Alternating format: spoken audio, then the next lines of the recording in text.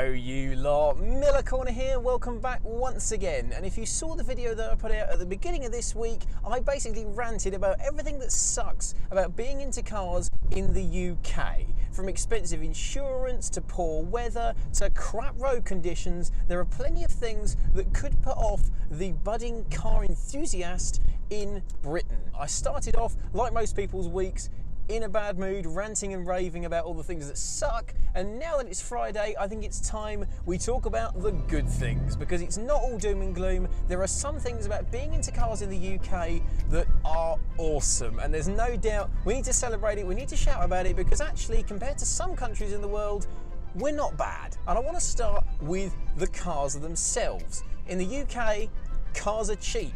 They just are. A lot of people might have been shocked from other countries when I said in the video at the beginning of the week how an 01 WRX estate is worth about 2 grand in the UK. Because it is, it's true, that's all they're worth. Look at a Porsche Boxster, the 2.7 litre, the 986, the original Boxster. They are worth somewhere in the region of about £3,500 in the UK at the moment. You go to America for the same car, you're going to be paying probably around $10,000, probably around £8,000–9,000 for one of those. And the main reason why old cars, let's ignore new cars for a minute because this isn't a channel about new cars. Yes, I am aware of what I'm driving, move on. Because the reason why they are so cheap, it's easy to get most cool old cars for not much money, is because of the MOT. It's the roadworthiness test that all cars, once they're 3 years old or older, have to go through year on year in the UK to make sure they're still roadworthy. They're tested for their safety, they're tested for their emissions, the brakes, the structural rigidity of the car are tested to make sure the car is in a good enough state to be carrying passengers and to be driven on the public roads. They have to go through this test every year, and it's pretty strict. To be fair, there are a lot of things it's easy for a car to fail its MOT on. Things like the handbrake not being sufficient, the headlight beam not being quite straight, rust in some notable areas. There are a lot of reasons why a car can fail its MOT. And this is a good thing. I know a lot of people might think, well, that just means you've got more cars being taken off the road. But let's be honest, I'd rather have a strict safety test than a lenient one. I'd rather have a car taken off the road because its headlights don't aim correctly and the brakes aren't very good and it's rotting than be allowed to just buy any old piece of junk and drive it on the road. What that means is it's very easy for a car to be deemed unroadworthy, and obviously what with the cost of repairs, it's very easy for those MOT needed repairs to outweigh the value of the vehicle. A lot of people can be put off by that and say the MOT test is too strict and it takes otherwise decent cars off the road. But if they are decent and cool enough for enthusiasts to care about them, we scoop them up for cheap. We put the money into them to make them roadworthy and we enjoy them. So you get a fun car, you don't pay much money for it, and you get the satisfaction of knowing that you saved a cool car from the scrap heap. What's not to like? Once you've got a cool car, which you haven't had to pay much money for in most cases, you'll then perhaps want to modify it. You'll want to do some cool stuff to it, to personalise it, make it your own, make it look, feel and drive better than it ever did when it was new. Some of you from other countries in the world might be thinking, oh yeah, but what can't you do? That's the thing, there's not much you can't do. In this country, we are incredibly lenient with our modification laws. Basically, there aren't any.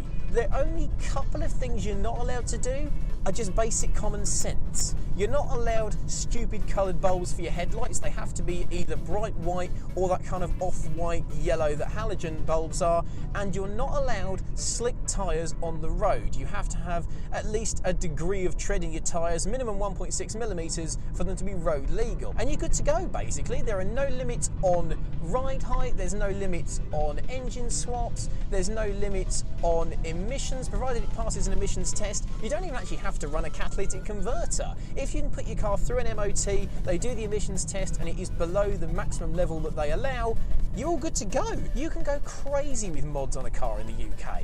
It's perfectly legal to run a car on the street with a fixed back bucket seat, a racing harness, a full roll cage, a connected nitrous system, LPG conversion. It's all good. You've got your number plates on, you've got indicators and all your lights that work and everything else like that, and it passes an MOT, you're good to go. Go nuts. Build a street legal drift car, build a rally car with number plates on it. Have fun, go crazy. The UK government are surprisingly lenient when it comes to what mods you can and can't do to a road car in this country. Take advantage of it, have fun, build some mad cars. Even importing cars is good in this country. Unlike some countries in the world, I know America is a good example of this, we don't have a 25-year import rule. We don't have a rule that limits what you can bring in. There's no rules as to, oh, if you could buy it in this country when it was new, you're not allowed to import one.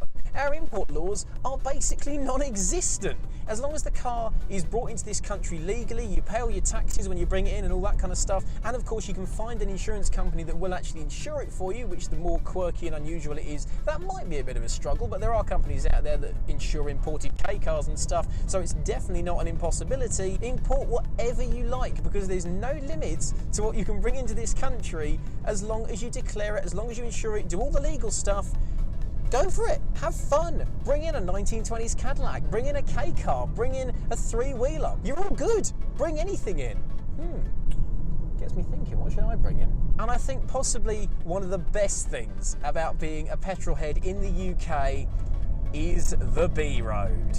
Yep, that's right, our twisting country roads. We don't have a long open highway like America does, we don't have a Nürburgring like Germany does, but what we do have, once you get past all the rutted, crappy pothole roads that are generally found in towns, you get out onto a country road where they're not as abused day in, day out, and my God, are you in for a good time, because our B roads are just epic. I can flow from bend to bend, there's enough straight that I can open it up on occasion, make the most of what power this has got. Oh, so good. I'm not going to hoon this now because it is raining, it is a little bit greasy, but even just playing with this, even just messing around, is so much fun. England, Scotland, Ireland, Wales, we've all got some gorgeous twisty roads with those signs, the triangle ones, that basically say the road ahead's going to be fun. They're actually warning you of twists and turns, but what they're basically saying is have fun, this bit's cool. Go for it. You don't have to travel far out of a major town or city to find a piece of winding tarmac paradise. No matter what car you've got, you can have fun with it, you can hoon it, you can just chuck it into some bends, you can flow between curves, you can make the most of what power you've got, provided you obey the speed limit, obviously. As we move more and more to motorways, people want to get places quicker, they want to get places efficiently, self-driving cars are on the way, all that kind of crap. The B road might be largely said to be irrelevant, but I don't think so.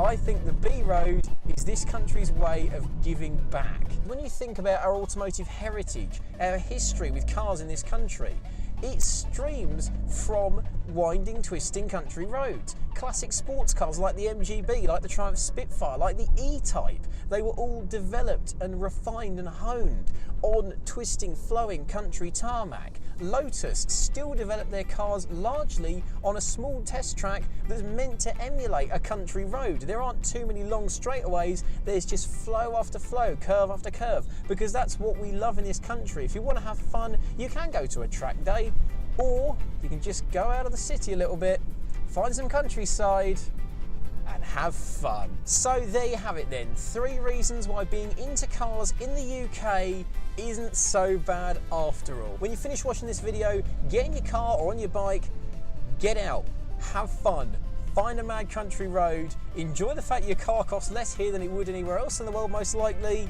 and get a big old smile on your face. What plus sides are there for people into cars where you live? I know I've got a big international audience. There's people from Italy, people from Poland, there's a few viewers from Canada, there's people from all over the world that watch my videos, and I want to know what are some pros and cons of being into cars where you live. Let me know. I'm very keen, because at the end of the day, I'm keen to travel. I want to experience different car cultures, so where should I go to have fun with cars? But for now, thanks very much for watching, everybody, and have a brilliant rest of your day.